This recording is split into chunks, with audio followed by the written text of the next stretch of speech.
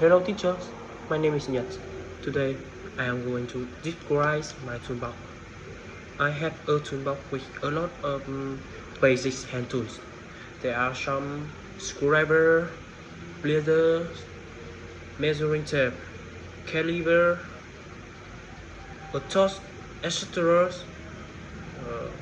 Of different shape and size. I use them for supporting my work. The function of the screwdriver is tighten or loosen screws. I use the pliers to grip and bend objects, and I also use the caliper to measure dimension of an objects.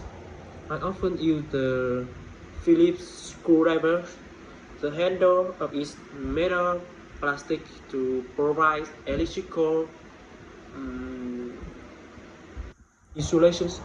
The shape of the shape made of steel because I think steel very durable. Thanks for listening.